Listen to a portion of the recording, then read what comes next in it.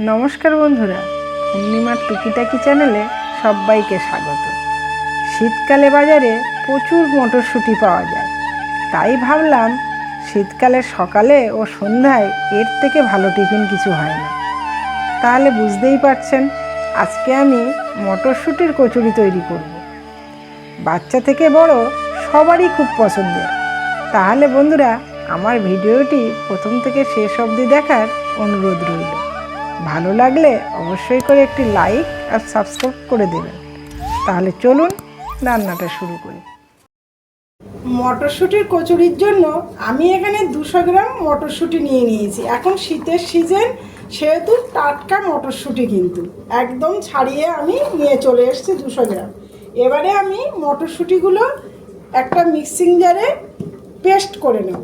কোনো কিছুই দেবো না, শুধুমাত্র মটরশুঁটি আমি একটা মিক্সিং জারে দিয়ে দিচ্ছি, দিয়ে পুরোটা পেস্ট করে নিয়ে নেবো। একদম একটা মিহি পেস্ট করতে হবে কিন্তু।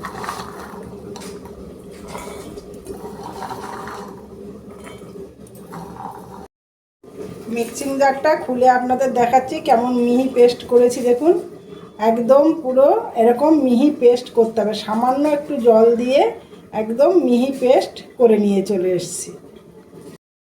এখানে একটা ফ্রাই প্যান বসিয়ে দিয়েছি, অল্প তেল নিয়ে নিয়েছি 2 চামচ পরিমাণে। এবারে আমি দিয়ে দিচ্ছি এখানে 1/2 চামচ গোটা জিরে। তেলটা গরম হয়ে গেছে, আর দিয়ে দিচ্ছি এখানে 1/2 চামচেরও কম পরিমাণে হিং। হিংটা দিলে কিন্তু আমাদের মটরশুঁটির কচুরি দুর্দান্ত একটা সেন্ট লাগবে। একটু নাড়াচাড়া করে নিয়ে হালকা, এবারে দিয়ে দিচ্ছি লঙ্কা আদা পেস্ট। এখানে 1 চামচ পরিমাণে লঙ্কা আদা পেস্ট দিয়ে দিলাম, আর সামান্য মানে 1.5 চামচ পরিমাণে লঙ্কা আদা পেস্ট দিয়ে দিলাম। এই লঙ্কা আদা কাঁচা গন্ধটা যাওয়া পর্যন্ত একটু কষিয়ে নিতে হবে। আমি কিন্তু মটরশুঁটির সাথে দিইনি, কারণ আদার একটা আলাদা কাঁচা গন্ধ আছে। আদা কাঁচা লঙ্কার একটা কাঁচা গন্ধটা চলে গেছে। এবারে আমি এখানে দিয়ে দিচ্ছি মটরশুঁটির পেস্টটা।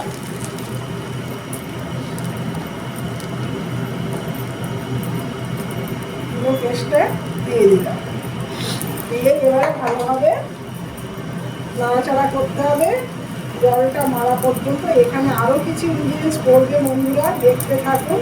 আমি এই পুরটাই কিন্তু মেন মটরশুঁটির কচুরি। যখন এই পুরটাই ভালো টেস্টি তৈরি করতে হবে, সেটা পরপর স্টেপ বাই স্টেপ করছি, আপনারা দেখতে থাকুন।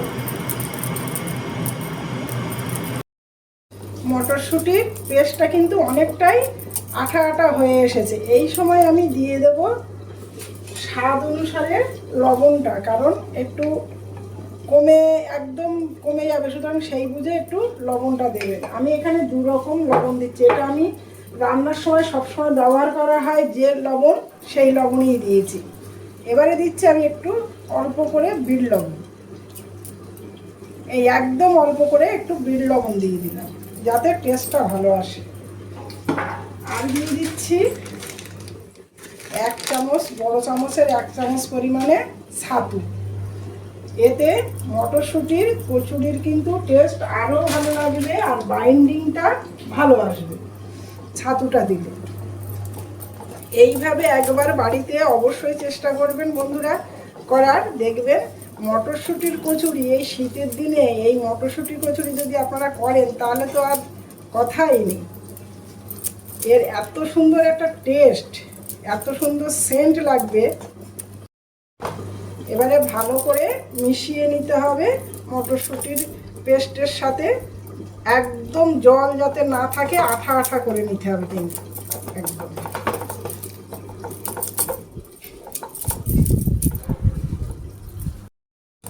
দেখুন একদম ছেড়ে ছেড়ে আসছে কিন্তু প্যান থেকে। এবারে আমি এই সময় একটু চিনির গুঁড়ো দিচ্ছি, কারণ একটু মিষ্টি মিষ্টি লাগলে ভালো লাগবে কিন্তু পুরটা। চিনির গুঁড়ো দিলাম। আমার সবসময় চিনি গুঁড়ো করা থাকে বলেই, আপনারা নর্মাল চিনি দিতে পারেন, কোনো অসুবিধা নেই। আমি চিনির গুঁড়ো দিলাম আছে বলেই। এইবার ভালো করে আর একবার সুন্দর করে মিশিয়ে নিতে হবে। পুরটা প্রায় কিন্তু রেডি হয়ে গেছে। পুর কিন্তু আমার রেডি হয়ে গেছে, দেখুন প্যান থেকে পুরো ছেড়ে দিয়েছে। আর এই প্যাচুলারের গায়েও কীরকম লেগে যাচ্ছে দেখুন, একদম টাইট হয়ে গেছে। তাহলে আমার পুর কিন্তু এখানে রেডি হয়ে গেল। এবারে পুরটা আমি একটা পাত্রে ঢেলে নিচ্ছি ঠান্ডা করার জন্য।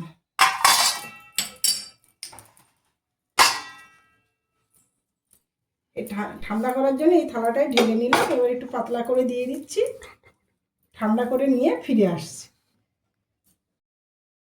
পুরটা ঠান্ডা হতে হতে আমি এবারে ময়দাটা মেখে নেব। কিন্তু আজকে আমি কিন্তু শুধু ময়দার করব না, আটা ময়দা মিশিয়ে করব। 1 কাপ এখানে আমি ময়দা নিয়ে নিচ্ছি, আর 1 কাপ আটা নেব। আর 1 কাপ এই আটা নিয়ে নিলাম। তাহলে 1 কাপ আটা আর 1 কাপ ময়দায় কিন্তু আমি এটা আজকের এই ডোটা তৈরি করব। ভালো করে আগে আটা ময়দাটা মিশিয়ে নিই। এবারে আমি দিয়ে দিচ্ছি এখানে এই বড় চামচেরই 1 চামচ সুজি। এই 1 চামচ বড় চামচের 1 চামচ সুজি নিলাম। স্বাদ অনুসারে সামান্য লবণ দিলাম, আর একটু 1/2 চামচ পরিমাণে গুঁড়ো চিনি দিলাম। এবারে শুকনো উপকরণগুলো ভালো করে আগে মিশিয়ে নিতে হবে। এবারে আমি সাদা তেল দিয়ে ময়ামটা দিয়ে নেব। 2 চামচ পরিমাণে আমি সাদা তেল দিয়ে দিয়েছি। দিয়েই এবারে ভালো করে ময়ামটা দিয়ে নিতে হবে, কারণ এটা কিন্তু একটু খাস্তা হবে, সেহেতু সেইভাবে ময়ামটা কিন্তু দিতে হবে। পুরো আটা ময়দার সাথে ভালো করে মিশিয়ে নিতে হবে।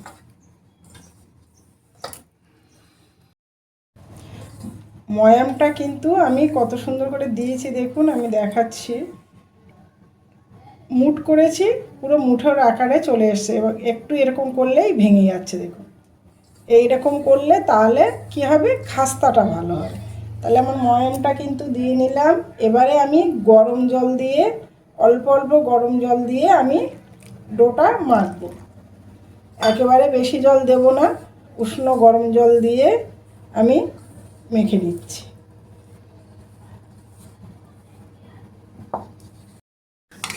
দেখুন আমি একটা খুব সফট ডো তৈরি করে নিয়েছি।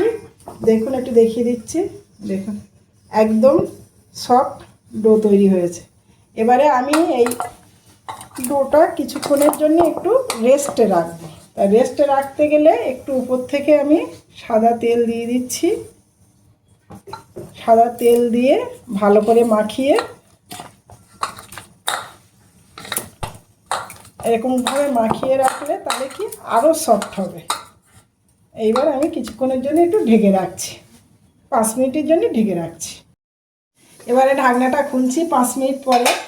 দেখুন কতটা নরম হয়ে গেছে, দেখুন আরও সফট হয়ে গেছে। এবারে আমি আরও একটু ভালো করে মাখিয়ে নেব।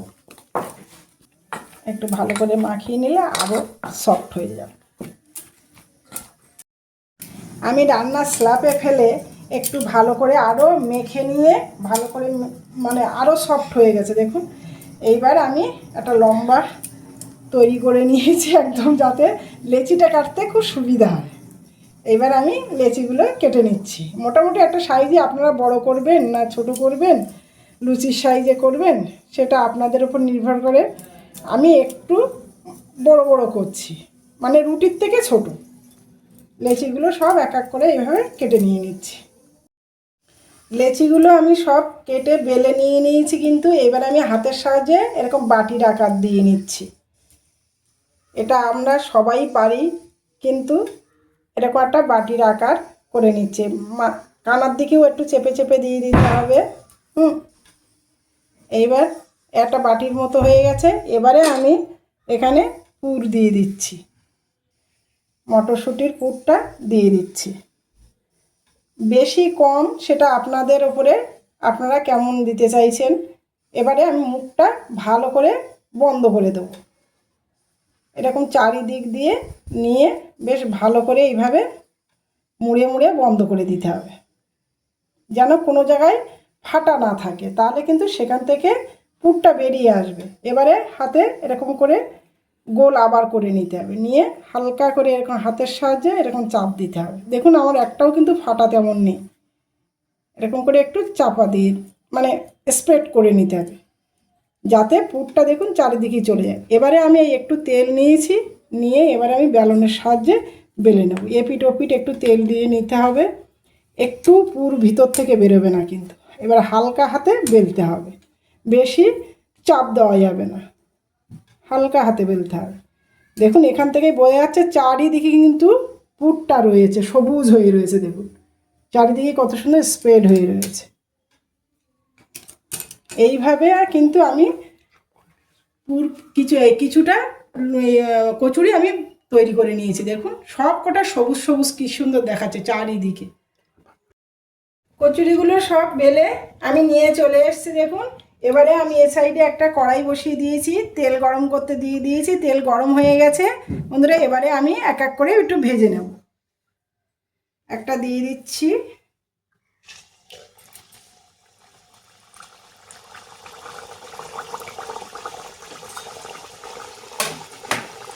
এবারে কিন্তু দেখুন ও কিন্তু নিজের থেকেই উঠে আসবে, কোনো রকম খুন্তি দেওয়ার দরকার নেই, কোনো কিছু দেওয়ার দরকার নেই, ও নিজের থেকেই উঠে আসবে। দেখুন কত সুন্দর উঠে এসছে। এবারে উল্টে দিতে হবে, লাল লাল করে একটু হালকা বাদামি কালারের করে ভেজে নিতে হবে কিন্তু কচুরিগুলো। বন্ধুরা দেখুন সবগুলো কচুরি কিন্তু সুন্দর ফুলবে, দেখুন কতটা ফুলে উঠছে একদম। দেখুন ফেটে যাচ্ছে, ফেটে যাচ্ছে, মানে এতটাই ফুলছে। এরকম বাদামি কালারের করে ভাজলে কিন্তু কচুরি কিন্তু খেতেও খুব সুন্দর হয়। তো বন্ধুরা এরকম কিন্তু বাড়িতে তৈরি করে অবশ্যই কিন্তু দেখবেন আর বলবেন যে কেমন রেসিপিটা শিখলাম। তো বন্ধুরা আমার এই রেসিপিটা কিন্তু অবশ্যই বাড়িতে ট্রাই করবেন, করে আর কমেন্টের সাহায্যে জানাবেন। আর ছোট্ট একটা করে লাইক করে দেবে এবং আমার চ্যানেলটিকে সাবস্ক্রাইব করবেন। তাহলে আপনাদের কাছে প্রথমেই কিন্তু চলে যাবে আমার নোটিফিকেশানটা যখনই এরকম কোনো ভিডিও ছাড়বে। তো এইভাবে দেখুন বন্ধুরা আমি সবগুলো ভেজে নিয়ে নিচ্ছি। সব কিন্তু ভাজা হয়ে গেছে বন্ধুরা। তো বন্ধুরা আমি একটা প্লেটে সার্ভ করে দিচ্ছি। কচুরিগুলো কিন্তু খুব সুন্দর নরম হয়েছে। তো বন্ধুরা আমার এই চ্যানেলটিকে কিন্তু আপনারা অবশ্যই ফলো করবেন আর চ্যানেলটিকে সাবস্ক্রাইব করতে ভুলবেন না। আপনারা সুস্থ থাকবেন, ভালো থাকবেন আর আমার পাশে থাকবেন। এতক্ষণ ধরে ভিডিওটা দেখার জন্য আপনাদের সবাইকে অসংখ্য ধন্যবাদ।